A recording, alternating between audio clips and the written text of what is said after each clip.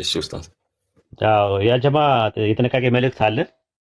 ሀገራችን ኢትዮጵያ ውስጥም ቁርአንያ የሚባል ትምህርት በስፋት እየተስፋፋ ነው፣ በልቀት እየተስፋፋ ነው። ጥንቃቄ አድርጉ። ብዙ ነገራችሁ ነው የሚያሳጣችሁ ማለት ነው። ቁርአንያ ማለት ቁርአን ብቻ እንቀበላለን፣ ሐዲስ አንቀበልም። የሰለፎች አፈሳሰር ቀደምት ሰለፎች ቁርአንን የተረዱበትን አረዳድ አንቀበልም። በዘመናዊ መልክ እኛ እንደፈለግን እንፈታለን የሚሉ ሰዎች በጣም እየተስፋፉ ነው ያሉት። ጥንቃቄ አድርጉ ማለት ነው። በብዙ በጀት በብዙ ድጋፍ ትላልቅ ኡስታዞችን ድጋፍ በማድረግ መድረክ ላይ እየወጡ ነው ያሉት። ሰው እየተማረ ነው፣ እየተሳተ ነው። ቁርአንን ለመፍታት ቁርአን ብቻ በቂ ነው፣ ሐዲስ አያስፈልግም ምናምን የሚሉ ሰዎች መጥተዋል። በነገራችን ላይ መስራቻቸው መልእክተኛ ነኝ ብሎ ነበር። ግብፃዊ ሰው ነው፣ ረሹድ ከሊፋ ይባላል። አሜሪካን ሀገር ነው ያለው የነበረው፣ እዛ ነው የሞተው ማለት ነውና እሱ የሚያምነው መልእክተኛ ነኝ ብሎ ያምናል።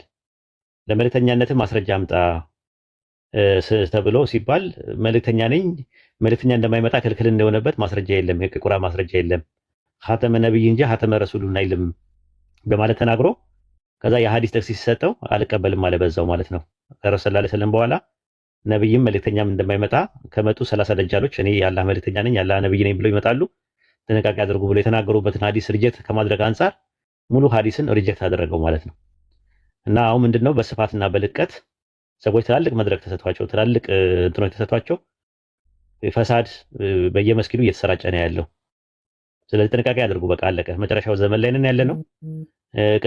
ሰንሰለቱን በጠበቀ መልኩ ከረሱል ሰለላሁ ዐለይሂ ወሰለም ወደ ሰሃባዎች ከሰሃባዎች ወደ ታቢዮች እየተባለ ወይ እስከ 14 ትውልድ ድረስ ቁርአን አረዳዳችን አንደርስታንዲንጋችን በሐዲስና በቀደም ሰለፎች አረዳድ ነው የተቀበልነው።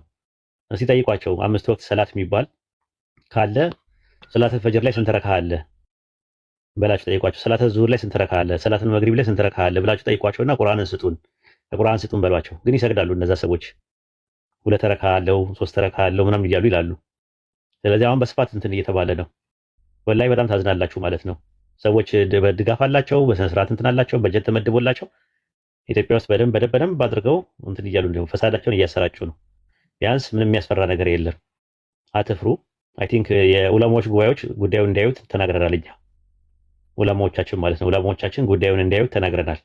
ትላልቅ መሻይኮች ማለት ነው ትላልቅ እንትኖች ነግረናቸው ጉባኤ አድርገው ልጁን ጠርተውት እንዲያናግሩት እንፈልጋለን። እኛ አይ ቲንክ መድረክ ላይ አደባባይ ላይ ከምናሰጣ ብለን ነው መጀመሪያ ዑለማዎች ማለት ነው ትላልቅ ዑለማዎች እነ ሼህ ኢልያስ እነ ሼህ መሐመድ አህመዲን የተለያዩ ዑለማዎች ማለት ነው ባሉበት በተሰበሰቡበት ቁርአንን መፍታት የሚቻለው በቁርአን ብቻ ነው፣ ሌላ ማብራሪያ አያስፈልገውም የሚል ትምህርት መጥቷል።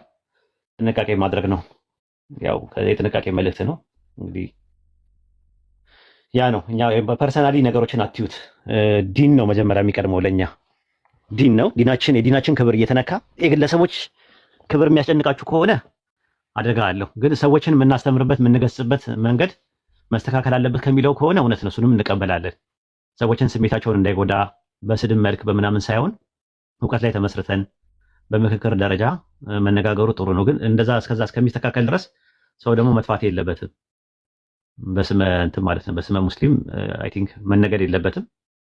በዛ ላይ ደግሞ እንደ አይነት ቁርአንያ የሚባል ትምህርት ወይም ደግሞ ቁርአኒስት የሚባለው ትምህርት መሰራጨት የለበትም። ጥንቃቄ ማድረጉ ያስፈልጋል ማለት ነው።